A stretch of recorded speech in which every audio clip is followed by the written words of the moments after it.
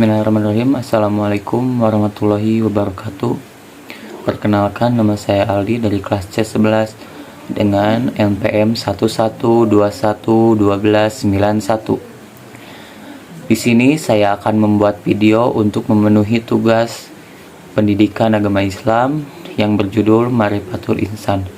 Baik, langsung saja. Yang pertama yaitu Al-Haya fi Zilli Tauhid. Hidup di bawah naungan tauhid. Hidup manusia bergantung kepada apa yang menjadi naungannya. Kelak di akhirat semua naungan tidak ada apa-apanya, bahkan di dunia pun tidak membuat hati manusia berbahagia. Hidup di bawah naungan tauhid adalah nikmat, tidak ada yang mengetahuinya kecuali yang merasakannya. Zat Allah itu jauh lebih besar dari yang bisa digambarkan oleh akal manusia, dan lebih besar dari apa yang terbesit dalam pemikiran manusia. Karena betapapun tinggi dan cerdasnya pengetahuan akal manusia, ia tetap saja terbatas oleh kekuatan dan kemampuannya. Hal itu bukan berarti membatasi kebebasan berpikir. Dalam menganalisa atau penyempitan ruang gerak akal, namun itu merupakan penjagaan bagi akal agar tidak terjebak kepada jurang kesesatan. Dikatakan kepada Yahya bin Mu'adzid, "Beritahukan kepadaku tentang Allah." Beliau menjawab, "Dia adalah Allah, ialah yang Maha Esa." Dikatakan kepada beliau lagi, "Bagaimana dia?" Beliau menjawab, "Dia sang raja, dia raja yang maha kuasa." Beliau ditanya lagi, "Di mana dia?" Beliau menjawab, "Dia benar-benar mengintai." Sang penanya tadi berkata, "Saya tidak menanyakan soal itu." Beliau berkata, "Apa yang selain itu?" Allah sifat makhluk, sedangkan sifat-sifatnya adalah apa yang telah kuberitahukan kepadamu. Maka batasi keinginanmu untuk mengetahui keagungan Rabbmu dengan cara memikirkan makhluk-makhluknya dan berpegang teguh kepada berbagai konsekuensi dari sifat-sifatnya. Sifat-sifat, sungguh jika Anda melihat dengan cermat semua fenomena alam ini, meski tanpa ada dalilnya atau argumentasi, tanpa wahyu atau ayat Al-Quran, tentu Anda akan keluar dengan satu pernyataan ideologis yang tidak bertele-tele bahwa di balik alam ini ada pencipta yang menjadikannya ada.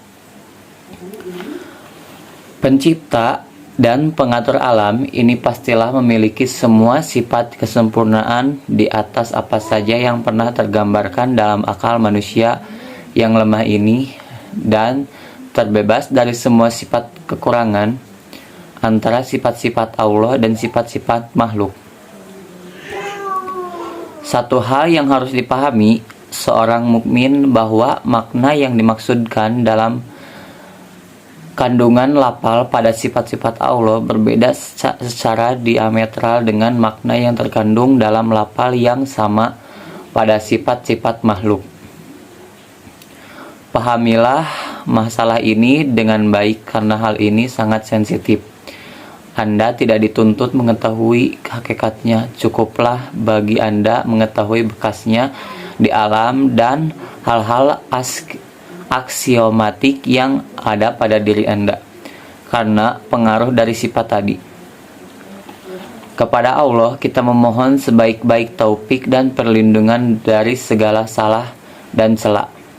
Di tangannya sungguh orang itulah memohon kepada Allah dengan asmanya yang agung, yang jika seorang berdoa dengannya Allah akan mengabulkan.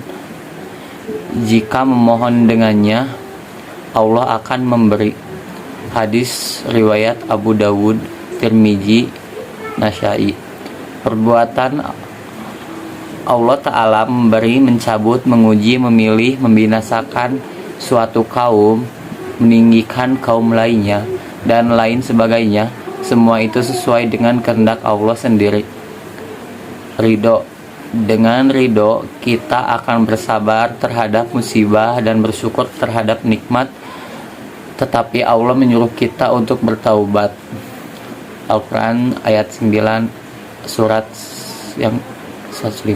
Bukan duduk mencari bagian akhirat dan dunia, dan mencela orang dan menyerah dan berputus asa, bahkan menjadikan putus asa itu sebagai sifat kafir. Tauhid asma dan sifat. Kita membatasi diri pada makna yang apa adanya, tidak ditakwil. Misalnya tangan Allah, yaitu kekuasaan Allah, tidak ditanjil, ditolak atau ditolak sehingga menolak bahwa Allah memiliki tangan, mata sebagaimana disebutkan dalam Al-Quran. Tidak tamsil, menyamakannya dengan makhluk Allah. Surat 42 ayat 11. Tidak takyif, menanyakan bagaimana Allah. Tauhid rububiyah. Tauhid rububiyah menuntut kita agar menjadikan Allah sebagai satu-satunya pencipta alam semesta, pemelihara dan pemberi rezeki alam semesta, pemilik alam semesta, sehingga kita meyakini bahwa alam ini tidak terjadi secara kebetulan, tapi Allah lah yang telah menciptakannya. Permintaan rezeki hanya ditujukan kepada Allah, bukan kepada selainnya. Menafkahkan harta pemberian Allah itu sesuai dengan kehendak pemiliknya. Tauhid mulkiyah. Tauhid mulkiyah menuntut kita agar menjadikan Allah sebagai satu-satunya pelindung, penolong, dan pemimpin, pembuat hukum, pemerintah.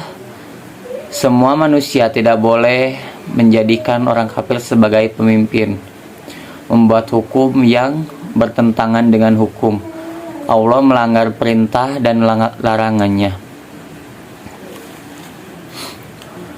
Tauhid uluhiyah. Tauhid uluhiyah menuntut kita agar menjadikan Allah sebagai ialah kita, tidak menyembah dalam segala maknanya, menghadap diri kita sebagai wajah Allah saja, menghinakan diri hanya di hadapannya, mentakdiskan Allah saja.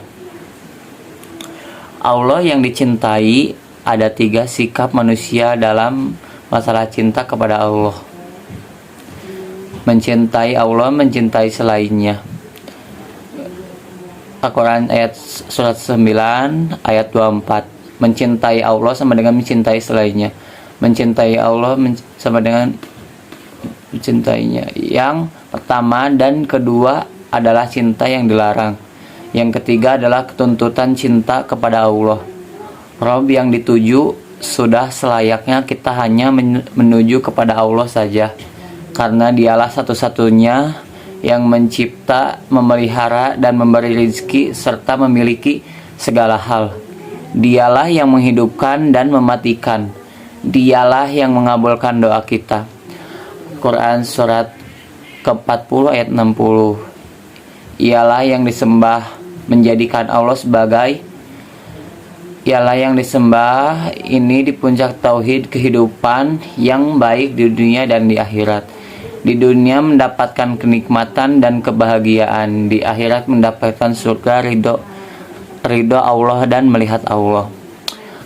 Sekian presentasi dari saya. Mohon maaf bila ada kesalahan. Wabillahi taufiq wal hidayah. Wassalamualaikum warahmatullahi wabarakatuh.